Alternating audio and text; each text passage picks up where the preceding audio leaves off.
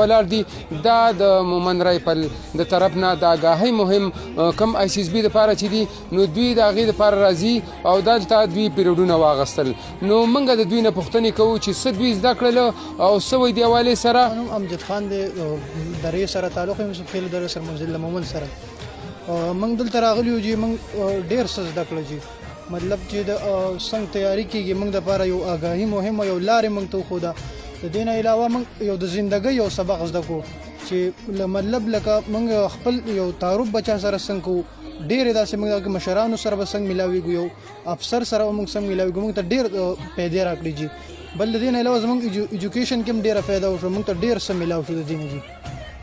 لکه څنګه چې دوی ویلې چې موږ ته ډېر څه پیدا شو، نو یقینا چې که موږ وګورو په دې علاقه باندې ډېره غټه دهشتګردي تېره شوه، په هغې کې هم د مومن رایفل قربانۍ د چا نه پټې نه دي. همدغسې که موږ وګورو نو مطلب دا چې دلته کرونا اوبه چې کله راله نو انټرنیټ چې کوم د نشوارې او د هغې انلاین کلاسونو نو هغه هم دوی کړي ده. ورسره دوی د آی سی ایس بي دپاره هم د آګاهۍ مهم روان کړی دی. نو موږ سره یو بل ځوان دی او څه وایي دې حوالې سره. زما نوم حماد الله جان دی. دلته د مومن رایفل والو د یو آګاهي مهم شروع کړی دی چې په هغې کې موږ ته ګایډلاین راکوي او موږ ته ډېر څه زده کړل او دلته دا نور هلکان هم راځي. موږ دپاره دوی یو ښه ترتیب جوړ کړی دی او د دوی موږ شکریه ادا کوو چې د مومن رایفل والا زموږ دپاره یو داسې ښه کار. نو د آګاهي مهم سره کم چې د آی سی ایس بي د آګاهي مهم دی دا چې شروع دی نو دا کوم هلکان چې تر د دېشتو پورې دلته راغلي دي نو دوی که بلاول راتلل نو د سکیورټي ته نږدې کېدل یا هغه ایره وه دوی کې هغه مخصوصیت دوی نه اوس ختم شو نو انشاءالله بلکې چې دوی دا سوچ هم بدل شو چې یاره که زه مایوسي د دوی نه ختمه شوه. نو موږ سره یو بل ځوان دی چې د ده نه پوښتنه کوو. زما نوم محمد ساجد دی، زه د ضلع مومن انبار سره تعلق ساتم. دلته کې آی سی ایس بي کلاسز آګاهي مهم شروع دی.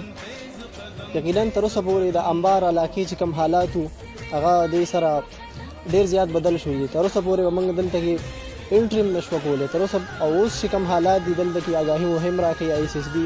دا کلاسز دي صرف هینډس ورکولی کېږي، دي صرف تاسو څنګه کول دي او تاسو څنګه دې دپاره تیاری کولی شئ. یقینا دا ډېره ښه فایده موږ ته وشوه. تاسو د دې ماشوم خبرې واورېدې. انبار یو لرې پرته سیمه ده، هلته د ټول هر څه نشوالی دی، خو دا ځوان هم دومره تکړه شو او دومره د دې نه خبر شو چې یاره زموږ دپاره د افواج پاکستان ته تګ یا اپیسر جوړېدل دا څه ګرانه خبره نه ده. موږ سره بل ځوان دی، د نه پوښتنه کوو څه وایي. زما نوم نزار دی، د وچې جوهر یوسف خیل سره تعلق ساتم. دلته چې کوم د مومن د سپیشل 205 وینګ آګاهي مهم باره کې یو پروګرام منعقد کړی دی نو موږ راځو دلته موږ ته پرې ګایډنس میلاویږي او دلته چې کوم د کلاس طریقه ده او دغه موږ دې نه ډېر مطمئن یو. نو موږ غواړو چې دوی دا خپل کوشش جاري وساتي. زما نوم اکبر علي دی او دلته موږ غلنۍ ته آی سی ایس بي کلاسونو نه راځو. موږ د آرمي والا نه نور هم امپرس شو او امپرس پکې نه شو او موږ ته د آی سی ایس بي د ټسټونو یو لاره راته راوښودله او نور به کوشش انشاءالله تعالی موږ خپل کوو چې په دې کې موږ ځان کامیاب کړو. جواد احمد دی. دلته چې کوم په ایمار بغانۍ کې هر ملیشیا والا کم دغه چارو کړی دی د آی سی ایس بي آګاهي مهم د هغې نه موږ راځو. ډېر ملګري موږ سره مختلف تصویرونه راسدي. موږ دې ډېره شکریه ادا کوو چې موږ دې آی سی ایس بي آګاهي مهم نه خبر کړلو او په دې په طرف یې مخکې تګ ته مستقبل یې راوښودو. تاسو د دې هلکانو خبرې واورېدلې. د دې هلکانو په وساطت سره موږ د فرنټیر کور نارت نه دا مطالبه هم کوو چې همدغسې دا د آګاهۍ مهم شروع جاري وساتي.